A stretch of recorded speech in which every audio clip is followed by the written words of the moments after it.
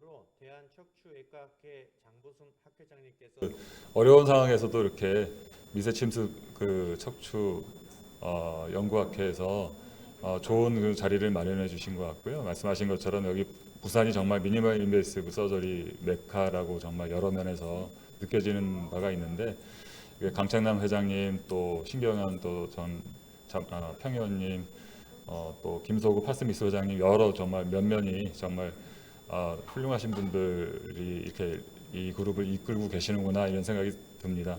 저 개인적으로도 뭐 병원에서 사실 뭐 거의 맥시멀 서저리만 이렇게 배우면서 처음 이제 스파인 서저리를 시작했던 기억이 나는데 처음으로 미니멀 인베이시브나 했던 것이 아마 2000년도 전후로 그 시멘트 인젝션, 그 버테블 플라스티를 했던 게 그때 기억이 나거든요. 공부를 해가지고 혼자서 이렇게 하는데 큰 수술을 힘들게 해줬던 환자보다 30분 잠깐 간단하게 해줬던 환자들이 훨씬 더 고마워하면서 집에 가더라고요. 그래서 이게 정말 미니멀리스트라는 게 이렇게 굉장히 중요한 거구나 이런 생각이 들었었는데 저희 학회가 앞으로도 계속 나가야 될 방향인 것 같고요. 여러분들께서 이렇게 많이 수고를 해주셔서 더 폭넓게 전체 회원들이 잘 또 이런 것들을 배우고 서로 또 많은 환자들이 혜택을 볼 수 있는 그런 발전하는 계기가 됐으면 좋겠습니다. 한 가지 부탁을 이제 드리자면 이런 것들을 통해서 여러분들이 많은 그런 지식도 쌓고 많은 자긍심도 높이고 그런 부분도 중요할 것 같고요. 근데 이제 그렇지 아직 그렇게 이런 부분들을 잘 안 하시는 분들에게 좀 더 겸손하게 다가가고 또 이렇게 부드럽게 대해주시면 더 그런 분들이 또 서로 배우고 발전하는데 더 많은 힘이 되실 수 있을 것 같습니다. 어떨 때 보면은 좀 당황스러울 만큼 미니멀 인베스트를 안 하시면은 굉장히 이렇게 좀 너무 그 오래된 사람처럼 취급할 때 조금 그런 느낌을 좀 혹시 드시는 분들이 있으실까봐 높아심에 말씀드리고요. 오늘 기대하고 내려왔습니다. 여러 가지 배우고 올라갈 수 있기를 바랍니다. 감사합니다.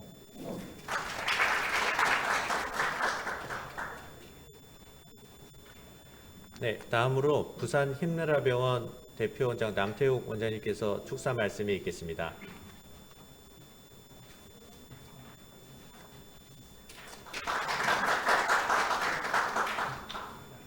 안녕하십니까, 남태욱입니다. 이렇게 큰 학회를 부산에서 저희 병원에서 개최할 수 있게 돼서 무한한 영광으로 생각하고 있습니다. 이 어려운 시기에 이런 많은 분들이 참석해 주셔서 너무 감사하고 이 부산에서 이 해운대의 좋은 바닷바람으로 해서 이 코로나 어려운 시기를 잘 날릴 수 있도록 오늘 좋은 학회가 됐으면 바랍니다. 감사합니다.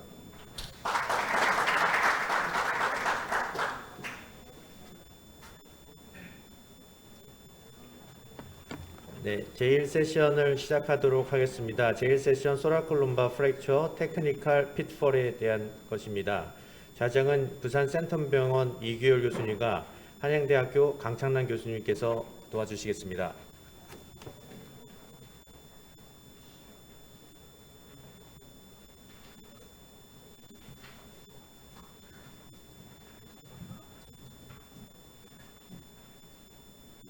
안녕하십니까.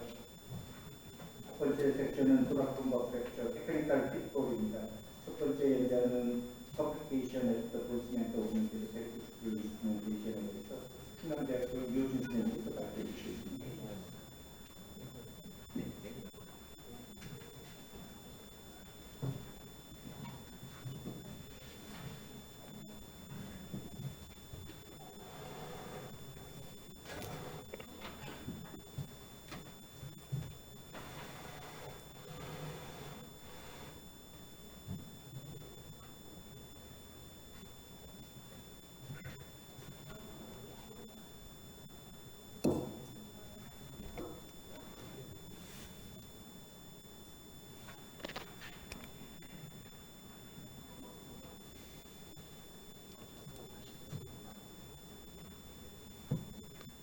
아직 메인 화면에 안 나오는 관계로요.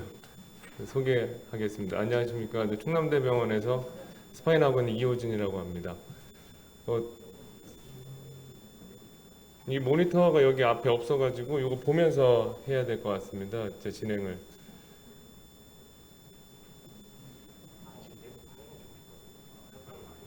잠시만 기다리시겠다고. 네, 올라가서.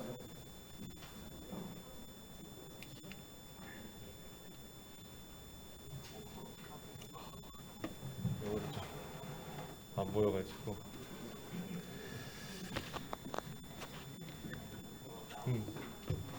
조금만 나와서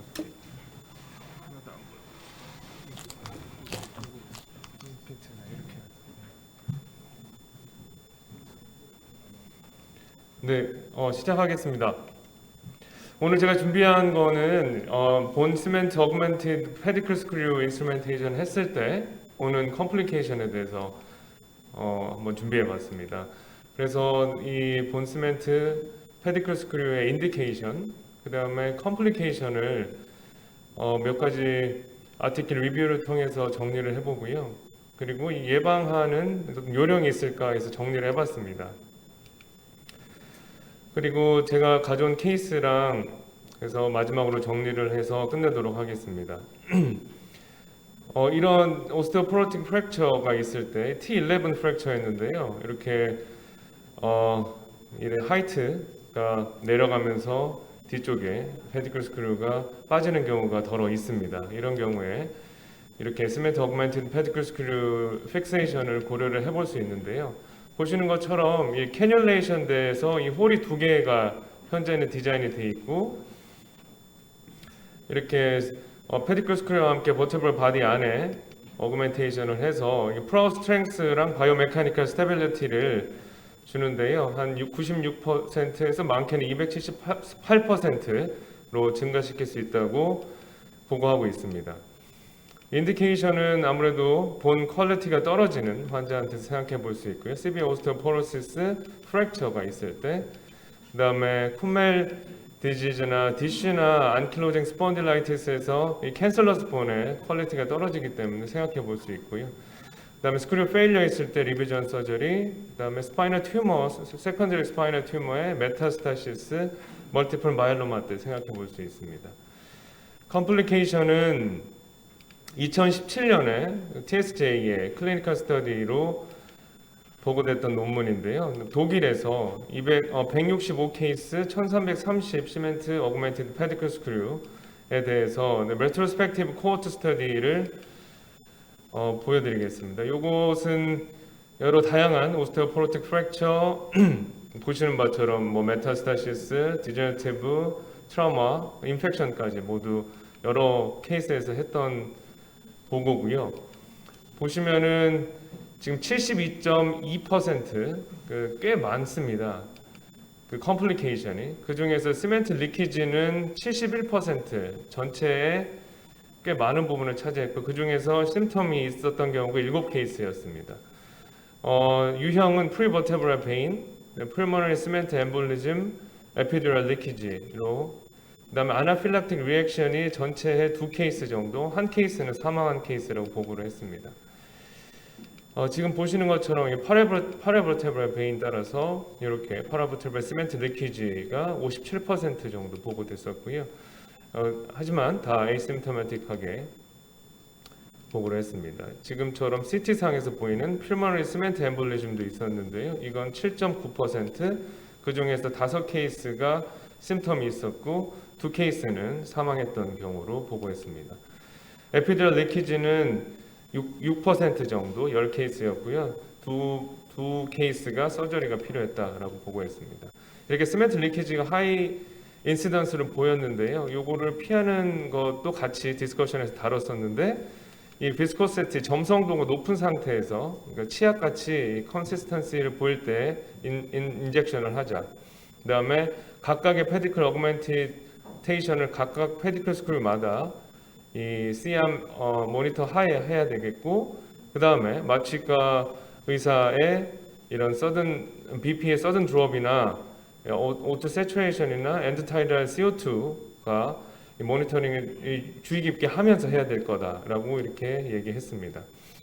이것은 이제 2021년 올해 TSJ의 클리니컬 스터디로 한양대 강청남 교수님 팀에서 이제 퍼블리시 됐고요. 187케이스 룸바 퓨전 서저리에서 시멘트 스크류랑 솔리드 스크류를 비교를 했습니다. 클리니컬하고 레디올로지컬하게 비교를 했고요. 지금 보시는 것처럼 솔리드, 그다음에 시멘트 어그멘테이션 했던 스크류 케이스 2개 그룹으로 레트로스펙티브 컴퍼레이티브 스터디를 했었고 보시는 것처럼 시멘티드 스크류의 두 공간의 클리니컬 아웃컴은 통계적으로 유의성은 없었습니다. 하지만 레디올로직하게는 이 클리어 존, 그러니까 레디올루센트 스크류 주위의 레디올루센트 존이 확연하게 낮았고, 스크류 마이그레이션, 그 다음에 코렉션 로스 면에서도 이 시멘트 스크류 그룹에서 더 나은 결과를 보였습니다.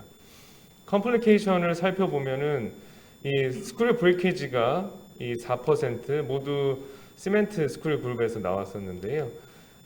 이거는 아무래도 캐뉼레이션 돼 있는 그런 네이처 때문에 아무래도 약하고, 그리고 대부분이 이 두 개의 홀 중에서 프록시멀 홀에서 발생했다고 보고를 했습니다.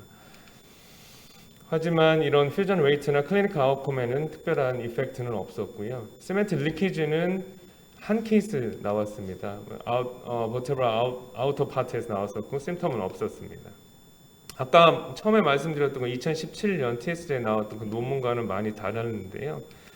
그 피하는 요령은 이제 그 논문에서 디스커션에서 다뤘었는데, 페디클에 인피리어 월에 디펙트가 있거나 혹은 버테블 바디의 포스테리어 코텍스에 디펙트가 있는 경우에는 어그멘테이션 안 했다. 그리고 아까 말씀드린 바대로 점성도가 높은 상태에서 인젝션을 했고요. 그리고 C암 모니터가 필요했고, 그 다음에 스크류마다 2ml, 2cc 이하로 이 어그멘테이션 양을 조절을 해야 되겠다라고 얘기했습니다. 제 개인적인 의견, 에피듀랄 리키지도 2케이스 정도 경험을 했었는데요. 이렇게 점성도가 높은 상태에서도 발생을 했었습니다. 그래서 제 생각에는 최근에는 지금 요 2개의 홀에서 1개의 홀로 디자인을 바꿨는데 이 이후로는 발생은 하지 않더라고요. 그래서 이게 되게 고무적인 디자인 변화라고 생각하고, 이 디자인 변화 때문에 스크류 브레이키지도 아마 좀 더 줄어들지 않을까 생각이 됩니다. 마지막 케이스 하면서 정리하겠습니다. 74세 남자 환자고요. 보시는 것처럼 L4에 컴프레션 프랙처, 그 다음에 뒤쪽에 스테노시스 보입니다. 시비어 스테노시스 있어서 스크류를 이제 퍼큐테니어스로 환자가 아드레날린 서피션시가 있어서 아무래도 퍼큐테니어스하게 미니멀 인베이시브로 VP하고, 퍼큐테니어스 페디클 스크류 픽세이션 하고, 스테노시스는 바이포탈로 이렇게 수술해서 나름대로는 만족을 했었는데요. 환자가 POD 14일째 이렇게 됐습니다. 그래서 다시 설명을 하고 리비전 수술을 들어갔고요. 그래서 T12 스폰테니어스 퓨전 레벨까지 이제 환자를 더 레벨을 더 확장을 하고, 스크류 풀아웃되고 마이그레이션 된 거는 이제 시멘티드 스크류를 통해서 픽세이션 해야 되겠다고 생각하고, 안테리어 코펙토미 퓨전까지 생각했습니다. 수술은 이렇게 마무리를 했고요. 지금 팔로업 중입니다. 정리하겠습니다. 그래서 프로 스트렝스는 지금처럼 96에서 278%까지 높여주고, 컴플리케이션은 시멘트 리키지, 아나필락틱 리액션, 스크류 브레이키지 정도. 그다음에 피하는 요령은 아까 말씀드린 대로 디펙트가 있으면 조심해야 되겠고요. 비스코시티 점성도가 좀 높은 상태에서, 그리고 각각의 페디클의 C암 모니터 하에 그리고 2cc 이하로 넣는 그런 요령이 필요하겠습니다. 그 다음에 마취과 선생님과 함께 같이 환자를 유심히 보면서 해야 될 것 같습니다. 감사합니다.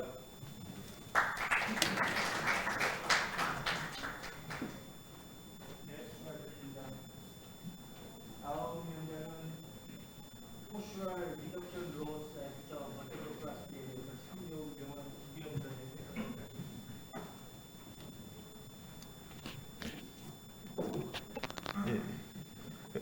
소개 감사드립니다. 삼종병원 구경입니다. 제가 오늘 말씀드릴 내용은 뭐 다들 잘 아시겠지만 버테브로플라스티에 관한 내용이고, 버테브로플라스티 이후에 발생되는 리덕션 로스에 대해서 말씀드리겠습니다. 잘 알고 계시겠지만 오스터 컴프레션 프랙처는 마이너 트라우마에 의해 발생되고, 생각보다는 아주 많은 숫자가 발생되며 힙 프랙처보다 거의 2배 정도 된다고 얘기가 되고 있습니다. 라이프타임 플레버런스는 여성의 경우 50%, 남성의 경우 30% 정도 되고, 모탈리티가 증가되므로 적극적인 치료가 필요하겠습니다. 트리트먼트 고를로서는 이제 페인 릴리프와 아나토미를 리스토레이션 하는 것으로 보시는 바와 같이 이런 다양한 비수술적 치료가 사용되겠지만, 반응이 없는 경우는 수술적 치료가 필요하겠습니다. 수술적 치료에 있어서 제가 오늘 말씀드릴 내용은 버티블로플라스티와 카이퍼플라스티에 해당되겠습니다. 버테플라스는 잘 알고 계시겠지만 80년대부터 시작돼서 대부분의 환자들에서 페인도 줄어들고 펑셔널 레벨이 좋아지는 아주 양호한 결과를 얻을 수 있었고요. 프랙처 스테빌리제이션 그리고 로브 엔딩의 서말 또 케미컬 아블레이션이 그 기존으로 이해되고 있습니다. 여기서 발전돼서 버티브럴 하이트를 증가시키려고 한 노력으로 벌룬 하이포플라스가 생겨났고 엔드플레이트를 올리고 또 시멘팅을 위한 캐비티를 만드는 것으로 시멘트를 더 로우 프레셔로 더 비스코스가 높게 삽입할 수 있어서 시멘트 리키지가 줄어드는 장점이 있습니다. 하지만 벌룬에 의한 그 캔슬러스 본의 파괴에 의해서 인터디지테이션이 증가된다는 단점이 또 있습니다. 잘 아시겠지만 버티블러 플라스틱 이후의 리덕션 로스는 생각보다 흔합니다. 거의 뭐 보고에 따라 다르지만 3에서 거의 60% 정도까지 보고되고 있고 2018년도에 메타아나리시스에서 나오는 메타아나리시스의 이제 큐뮬레이티브 레이트는 약 10% 정도로 알려져 있습니다. 임상적으로 되게 중요하겠고요. 여러 가지 리스크 팩터들이 알려져 있지만 여전히 컨트로버시가 많고 각각의 리스크 팩터들이 서로 연관되어 있는 경우가 많기 때문에 멀티베리에이트 로지 리스크 리그레이션 어널리시스가 필요하겠고요. 여러 가지 리스크 팩터를 요거에 유의해서 봐야 될 것 같습니다. 이제부터 리스크 팩터에서 몇 가지 소개해 드리도록 하겠습니다. 페이션트 데이터에서는 다음과 같은 것이 보고되어 있고요. BMD에서 유의를 해야 되겠고 오스테오포로시스가 심한 경우는 테리파라타이드의 사용을 좀 고려해 볼 수 있을 것 같습니다. 프랙처 힐링을 강화시켜서 VP 후에 3개월 정도 테리파라타이드를 썼더니 버테브랄 리콜랩스가 줄어들고 카이퍼시스의 프로그레션을 막을 수 있었다라는 보고도가 있습니다. 시멘팅은 프랙처 바디를 스테빌레이션하고 버테브랄 스티프니스와 로드 베어링 캐패시티를 회복시키는 장점이 있던 반면에 그 캔서스 본의 메카니컬 프로퍼티를 변화시키는 단점이 있습니다. 과연 시멘트 볼륨이 얼만큼 필요한지에 대해서는 여러 가지 이견이 많이 있습니다. 고전적인 연구 결과이긴 하지만 2003년도에 나온 결과에서는 버티블 바디 스트렝스와 스티프니스를 호전시키는데 각각 16%, 30% 정도의 시멘트 볼륨이 필요하다라는 보고가 있었고, 하지만 시멘트 볼륨을 너무 많이 삽입하면 리키지가 증가되고 인접 분절의 프랙처를 증가시킨다는 보고가 있습니다. 그래서 보통의 경우는 한 15에서 20% 정도의 볼륨이 적정한 것으로 여러 논문에서 보고를 하고 있습니다. 그래서 최근의 연구 결과를 보면은 시멘트가 너무 적게 들어가도 리프랙터리의 시그니피컨트한 리스크 팩터가 된다라고 보고하는 반면에 너무 많이 삽입해도 인접 분절에 리프랙처를 생긴다라고 보고하고 있습니다. 그래서 여전히 컨트로버시가 많이 있긴 하지만은 최근의 메타 분석에서는 인젝티드 시멘트 볼륨은 리프랙처 레이트와 크게 보고 없다는 것이 더 많은 것 같습니다. 프랙처 로케이션은 소라크롬바 정션이 물론 제일 많지만 소라크롬바 정션에서 발생되는 경우는 시그니피컨트한 리스크 팩터라고 시술자의 주의를 요한다고 알려져 있습니다. 시멘트 디스트리뷰션 패턴도 중요하겠는데요. 오그멘트 버테브라의 롱텀 스테빌리티에 아주 중요한 영향을 끼쳐서 보시는 바와 같이 그 위쪽에 이제 솔리드 럼프 패턴과 또 밑에 보시는 그 컨티뉴어스 인터지테이션 패턴이 두 개가 있는데 솔리드 럼프 패턴인 경우에는 그 주변의 프레자일 본에 스트레스를 콘센트레이션 시키고 인터디지테이션을 방해해서 유의하게 리프랙처의 리스크 팩터가 된다라고 보고하고 있습니다. 인트라버테브랄 크래프트 역시 대다수의 논문에서 아주 중요한 리스크 팩터로 보고하고 있는데요.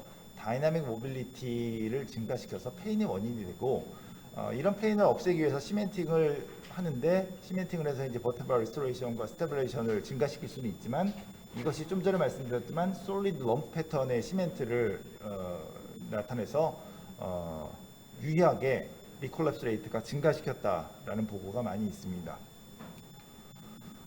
뭐 비슷한 얘기긴 하지만 프리오퍼레이티브 오스테오 네크로시스 역시 인트라버테브랄 인스테빌리티를 유발해서 리콜랩스 레이트를 유의하게 증가시켰다라고 보고하였고, 이런 경우는 일부의 연구에서는 버티블러 플라스틱을 권하지 않는다라고 얘기를 하였고요. 저 같은 경우는 이런 경우 이제 소세그먼트 픽세이션과 시멘팅을 퍼큐트널 스크루 픽세이션과 시멘팅을 고려하는 경우가 가끔 있는데 이거에 대한 연구에서도 다양한 결과가 있지만 뭐 최근의 연구에서는 별다른 차이가 없었다라고 보고한 경우가 있습니다. 하이포가 심한 경우 아까 뭐 비슷하긴 하지만 이거 역시도 리콜러스 레이트의 프레딕티브 믹스 팩터가 보고 소거되었기 때문에 전에 하이퍼틱 디포미티가 심한 경우에는 버터플로 플라스틱 사용에 좀 신중을 기해야 될 것 같습니다. 그럼 버터플로 하이트 레스토레이션이 많이 할 건가에 대해서도 이견이 좀 있는데 그 하이퍼로틱 포지션을 이용해서 하이퍼시스를 많이 교정하는 걸 선호하시는 선생님들 계시긴 하지만 너무 많이 하려고 하다가는 이제 스트레칭과 백페인의 원인이 되기 때문에 뉴트럴 포지션에서 하는 것이 더 적절한 것 같습니다.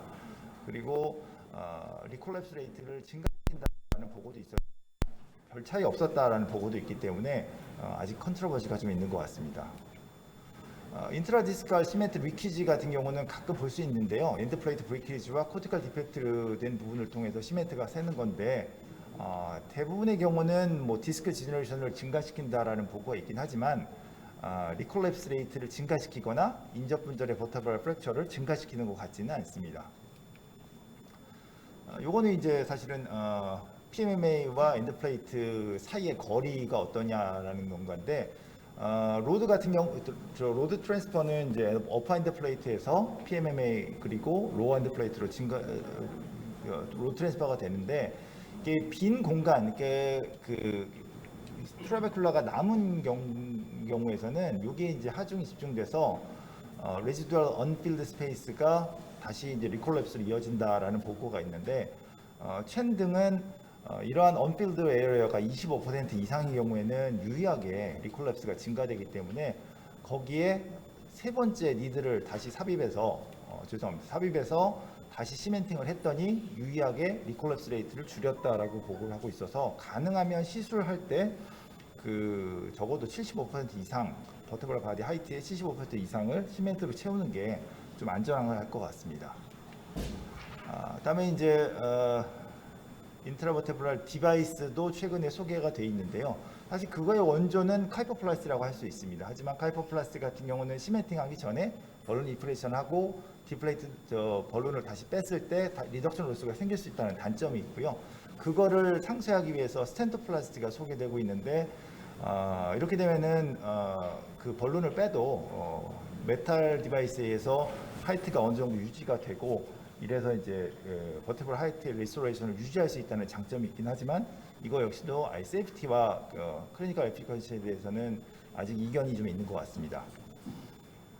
또 하나 기억해야 될 거는 이제 헤일로인데요. 이렇게 이제 시멘트 주변에 에이세프틱 오스테오네크로시스가 발생된 경우는 유의하게 리콜랩스의 워닝 사인이 된다라는 것을 기억해 주시면 좋을 것 같습니다.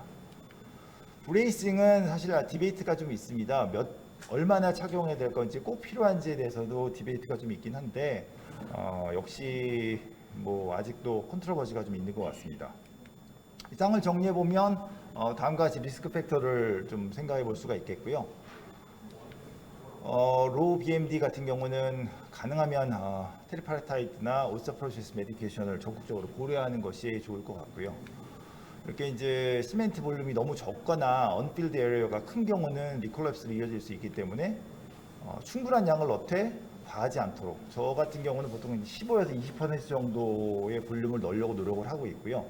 그리고 버티블 하이트의 75% 이상은 시멘트로 채워주는 것이 안전할 것 같습니다. 그리고 이런 솔리드 럼프 시멘트 디스트리뷰션 패턴은 피하는 것이 좋겠고 물론 이제 어려운 경우도 많지만 그래서 가능한 한 시멘트와 본 사이의 인터디지테이션을 유지하려고 노력하는 것이 좋겠고요.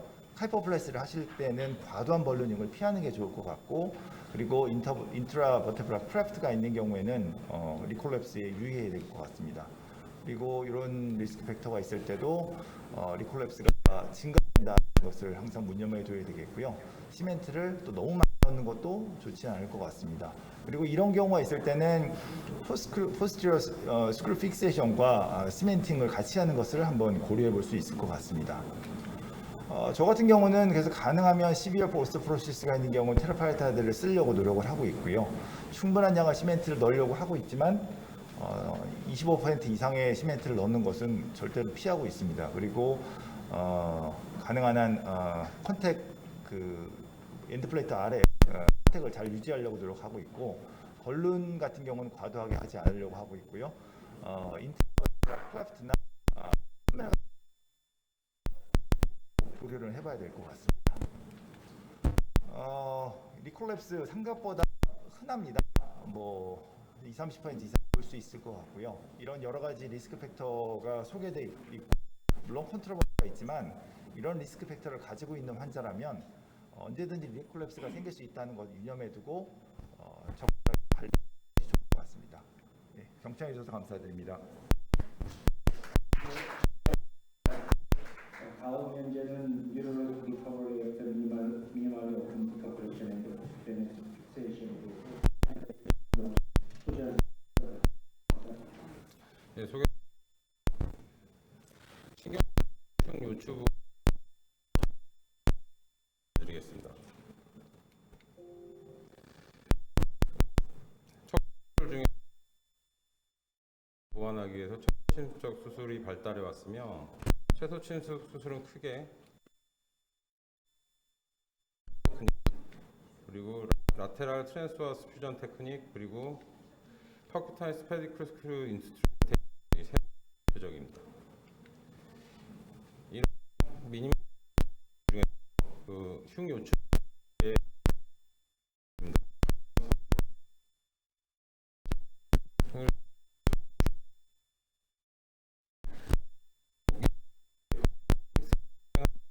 퓨전을 것인가, 그리고 어떤 경우에 안테리어 또는 포스테리어로 접근을 해야 할 것인가 있습니다. 흉요추부 골절에서 이런 퍼큐타이스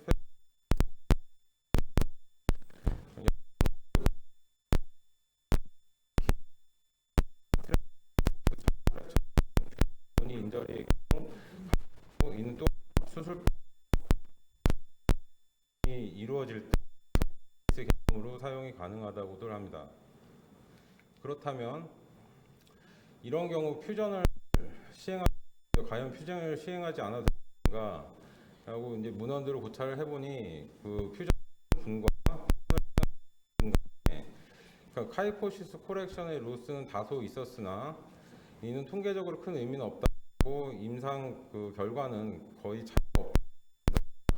하지만 여러 피해 인절이 메디컬 스쿨 얘기하고 있습니다.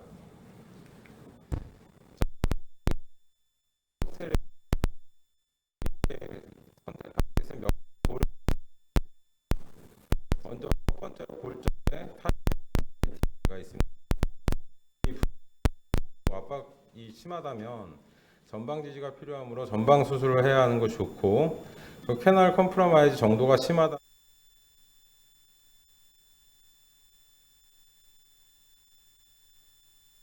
그래서 퓨전을 하는 게 좋다고들 문헌들에서는 얘기하고 있습니다. 또한 뉴럴로지컬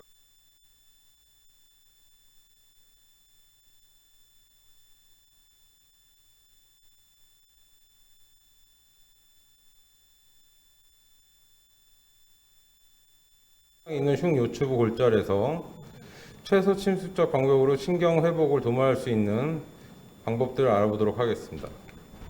먼저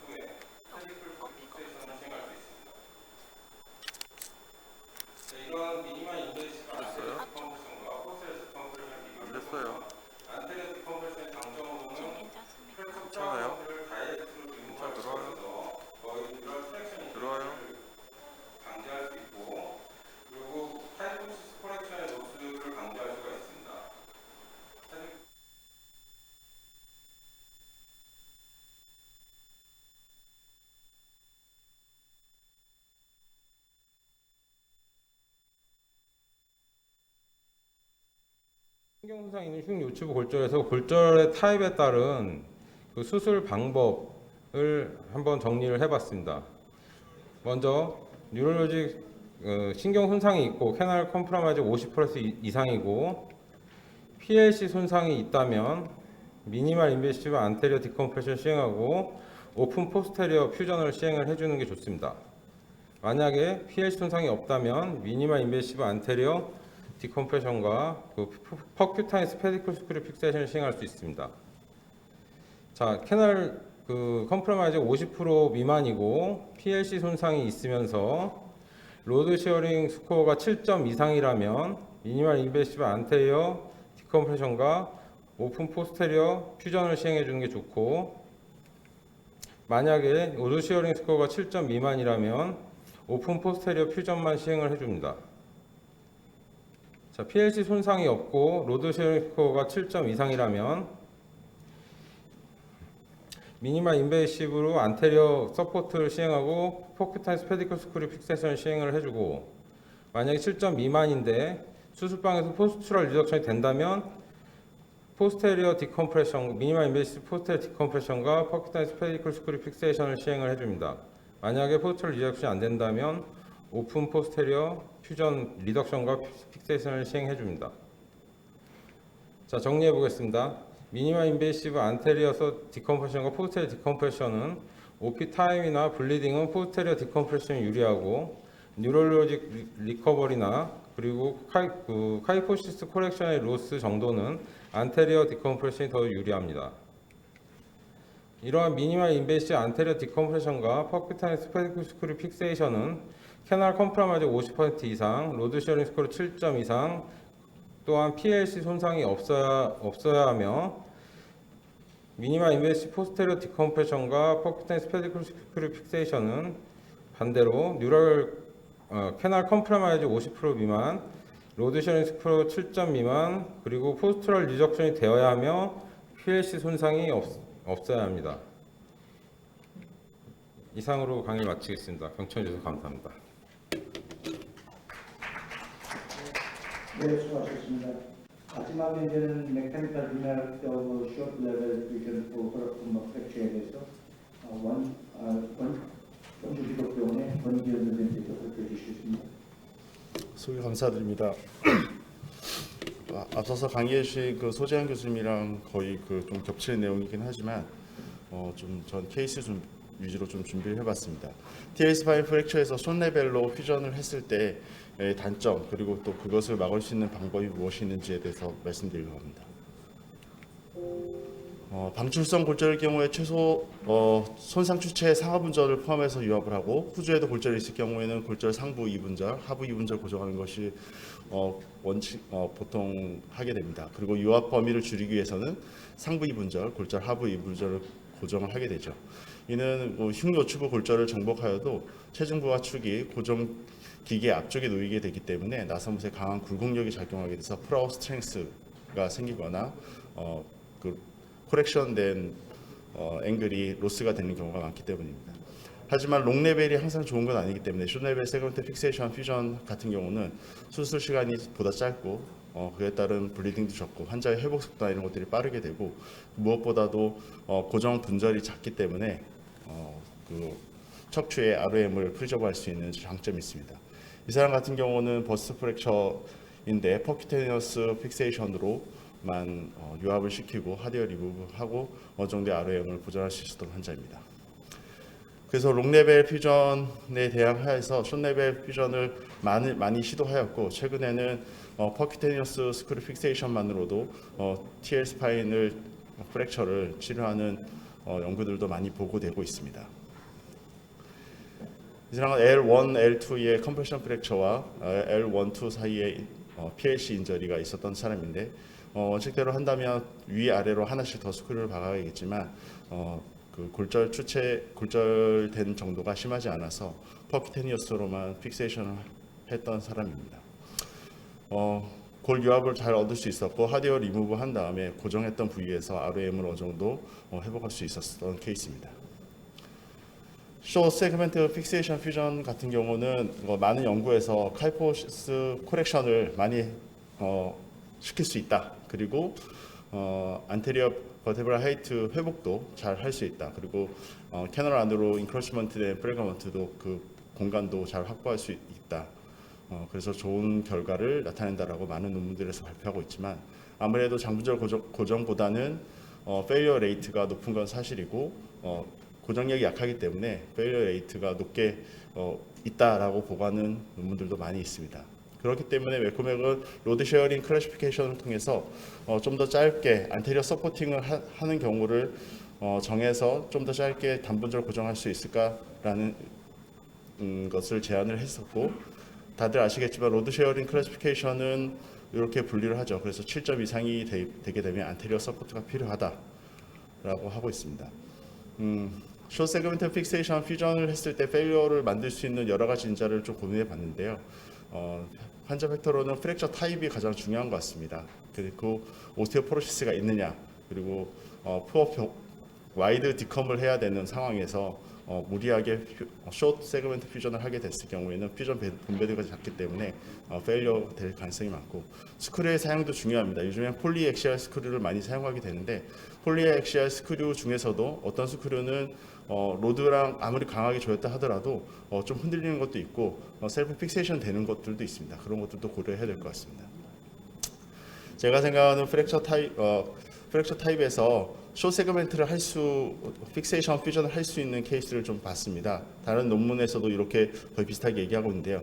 안테리어 디컴프레션이나 서포트가 필요한 로드 쉐어링 스코어에서 7점 이상인 경우에는 이것을 해야겠다는 먼저 계획을 가진다면 롱레벨 퓨전을 하지 않고도 좋은 결과를 얻을 수 있고요. 그 다음에 심플 3컬럼 프랙처 좀 더 보여드리겠습니다. 심플 3컬럼 프랙처 그리고 플렉션 디스트랙션 인저리 같은 경우에는 비교적 그 안테리어 쪽으로 무너지는 힘이, 그러니까 플렉션에 저항하는 힘이 그래도 잘 보존되어 있기 때문에 충분하게 가능하다고 보여집니다. 그리고 컨트라 인디케이션으로는 프랙처 디스로케이션 같은 경우, 그리고 안킬로징 스폰딜라이티스 같은 경우는 더욱더 과하게 해야지 미니멀하게 했다가는 스크류 픽세이션이 페일리어 될 수 있는 가능성이 높게 됩니다.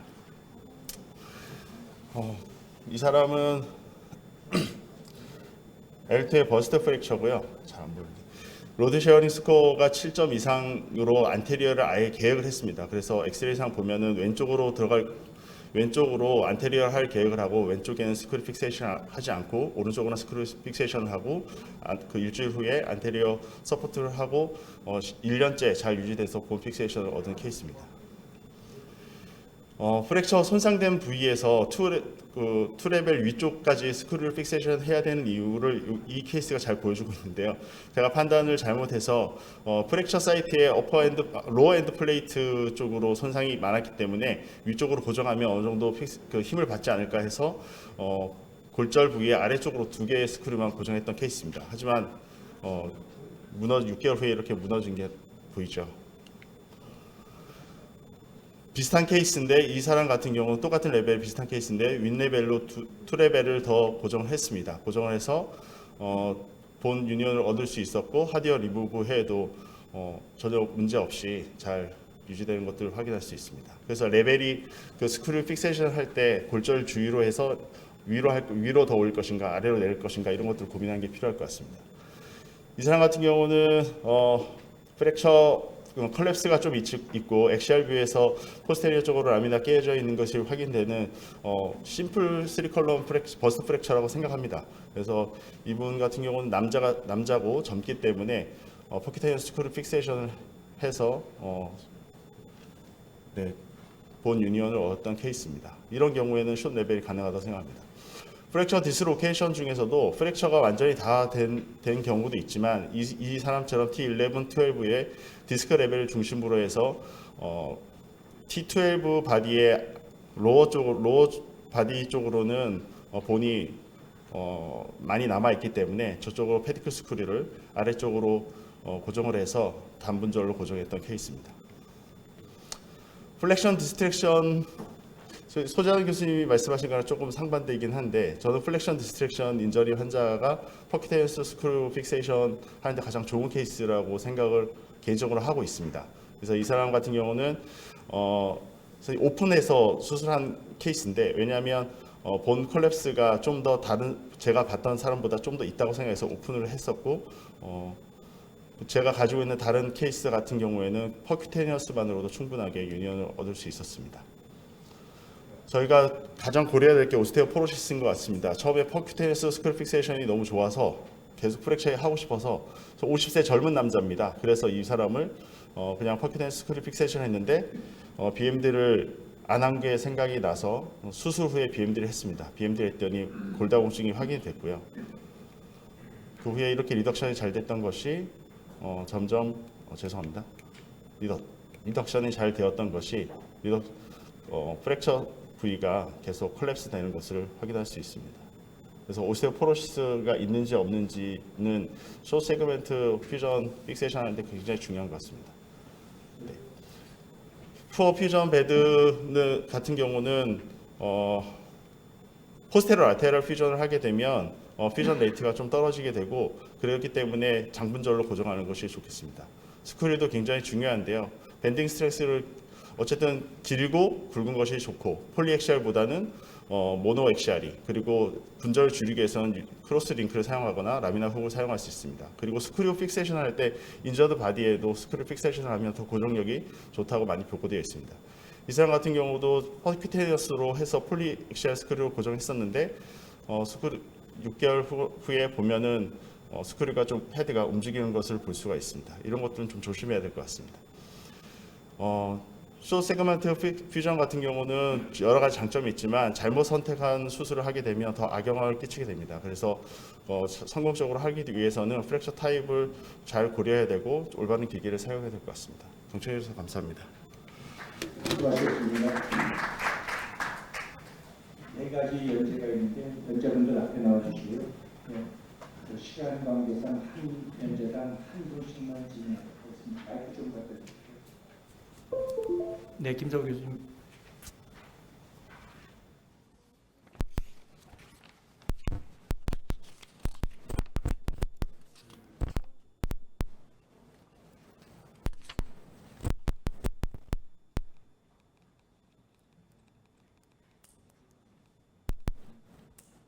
크게 말씀해 주셔도. 첫 번째, 두 번째 연자 선생님들 각 관련된 질문인 것 같아서 질문 하나 드리고 그다음에 건의 하나 하겠습니다. 저희 지금 건의 하나 드리면은 저희 섀도우 칙스 위원회 가져간 우리 구성이 지금 이 노인의 구성이 과거에 프로시저를 통해서 지금 경험했던 선생님들이 첫 번째, 두 번째에 대해서 어떤 정도의 추가해주고 한정도의 조사를 해주는 메시지를 전하는 섹션이 있고 그 다음에 신규원들이 발표하는 섹션이 있고 그 다음에 새로운 방식을 발표하는 섹션이 있고 아마 제가 충분해서 지금 홈에서 가지고 우리 위원회 계속 진행되었던 것 같습니다. 선생님들이 계시니까요. 근데 이제 미국도 마찬가지지만 지금 위원회가 커지니까 엑스퍼트 오피니언을 발표를 하거든요. 우리도 이렇게 해서 지금 시작된 내용을 어떤 게 버티컬 클래스의 풍매비스를 우리는 이렇게 보는 게 좋겠다는 엑스퍼트 오피니언이나 바디의 버티컬 바디의 볼륨을 어느 정도 하는 것이 좋겠다는 엑스퍼트 오피니언을 우리 회원들끼리 우리 위원회 회원들끼리는 공유하는 게 좋을 것 같아요. 그래서 이런 거를 지금 집행부 회장님하고 총무님한테 건의드리는 거는 서머라이즈를 해서 그렇게 회의가 끝날 때마다 공고를 전달해 우리 회원들끼리는 연 1년 보고를 어쨌든 것들을 공유했으면 좋겠습니다. 질문은 아까 부경 선생님하고 이효신 선생님 두 분하고 다 관계된 건데요.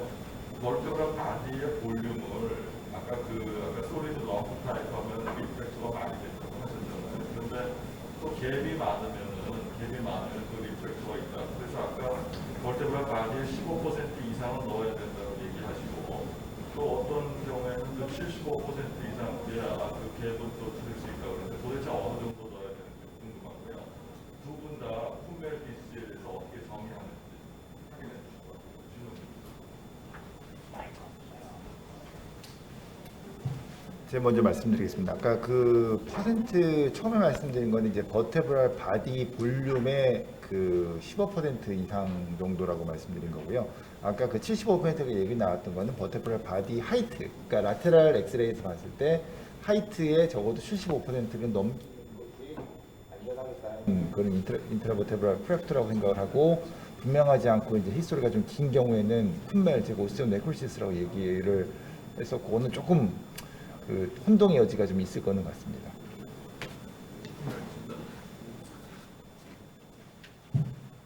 쿤멜 진단은 일단 그 기본 메커니즘 자체가 그 에이베스쿨라 네크로시스랑 논유니언이 기본적인 것 같고요. 스테이지가 저는 1, 2, 3로 나눠진다고 알고 있습니다. 그래서 뭐 그냥 심플하고 통증이 없고 환자가 없는 경우에는 스테이지 1이고, 뭐 이게 증상이 논유니언 되면서 인스타빌리티까지 오는 경우, 뒤에 스테노시스도 오는 경우에는 스테이지 3로 그렇게 분류를 하는 걸로 알고 있습니다. 네, 다음 다른 질문.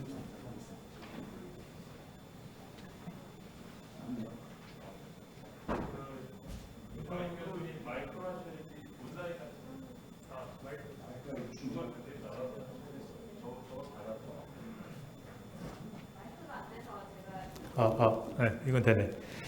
김성우 교수님 말씀 주신 대로 저희가 이제 이런 모임을 가지면서 전문 엑스퍼트들이 이 발표하신 것들을 저희 연구학회에서는 앞으로 모아서 그 엑스퍼트 리포트를 할 수 있도록 하도록 하겠습니다. 좋은 의견이시라 생각됩니다. 제가 질문 드리고 싶은 거는 이제 두 분, 소재환 교수님하고 그 권기현 교수님 두 분 발표하신 TL 프랙처 중에 두 분 다 퍼큐테인 스크루 이용한 이제 치료를 하셨는데, PLC 인저리가 있는 경우에 앞서 소재환 교수님은 좀 렐러티브한 컨트라인디케이션으로 말씀하신 것 같고, 뒤에 권기현 선생님은 충분히 가능하다 이렇게 발표하신 걸로 제가 이해를 했습니다. 보통 이론적으로는 PLC 인저리가 있으면 퓨전하게 돼 있죠, 그죠? 그냥 인스트루멘테이션만 하는 경우 힐링이 안 되니까. 두 분 그런 컨트로버시한 얘기에 대해서 의견을 좀 답변해 주시기 바랍니다. 제가 PLC 인저리가 있을 때 퍼큐테니어스 스크류 픽세이션만 하고 리무브하는 이유는 PLC 인저리가 저희가 수술해야 되는 이유는 텐션 밴드 역할을 PLC가 하게 되는데, 텐션 밴드가 없어지니까 프랙처 안테리어 컴프레션 되는 것들이 더 망가지게 되고, 그러면서 유로로직 디피시스 더 생기거나 그런 것들이 문제가 돼서 저는 퓨전을 한다고 이해를 합니다.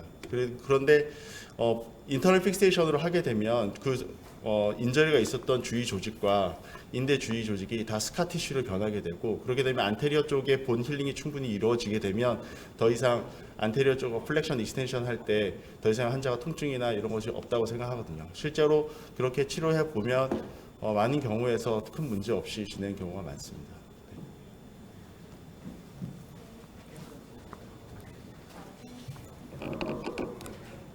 저는 경험상도 그렇고 제가 이제 문헌 고찰을 해보면 거기서도 이제 포스테리어 리가먼트 인저리가 있는 경우에는 그 특별히 그 언급을 크게 왜냐하면 이게 미니멀 인베이시브 퓨전에 대한 논문이기 때문에 하진 않는데, 다른 사람 예를 들면서 이게 크게 막 그 효과는 좋지 않은 것 같다, 그래서 안 하는 게 좋은 것 같다라고 이런 식으로 언급을 하고 있습니다. 그리고 저도 경험상 보면은 제가 이제 젊은 사람 같은 경우 PLC 인저리 있고 퓨전을 하고 나중에 이제 한 2년 정도 지나서 리무브 할 때 보면은 그 리가먼트 인저리 있는데 힐링이 안 된 경우가 꽤 많았거든요. 그래서 저도 이제 개인적인 생각도 그렇고 퓨전을 해야 된다고 봅니다. 리가먼트 인저리가 있는 경우.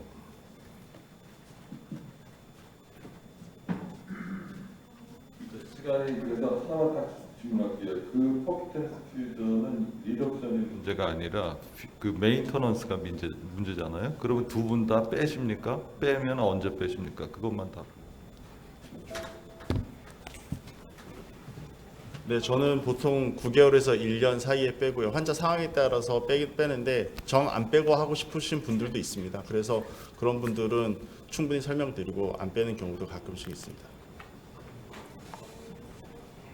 저는 보통 9개월 넘기지 않는 편입니다. 이게 보통 6개월에서 8개월 때 그 리무브하지 않으면 거기 관절이 퓨전이 된다고 이렇게 해갖고 어차피 그걸 살리려고 하는 거기 때문에 저는 9개월을 넘기지 않습니다. 네, 감사합니다. 시간 관계상 이번 섹션으로 마치기로 하고요. 아까 이호진 선생님께서 발표하셨던 스크류가 제가 그 처음에 우리 쪽 학사에서 나오고 처음에 스크류 우리 2개로 개발했었습니다. 왜냐하면 이게 들어갈 때 너무 압력이 세가지고 적은 압력으로 분산이 되기 위해서 구멍을 2개를 뚫어서 만들었는데요. 쓰다가 보니까 푹 말고 해서 부록분이 됐습니다. 그래서 제가 저거 끝나고 나서 그 회사 대표랑 만나서 이렇게 하면 안 되고 스크류를 비슷할 때 하나만 만들고 저걸 다시 넣어서 털로 제작을 했습니다. 그래서 지금 나오는 제품들은 전부 디지털 스크류 하나만 콜에 하나로 만들어 나오고 그 이후에는 스크류 부록분은 없었습니다. 이상으로 이번 섹션 마치겠습니다. 감사합니다.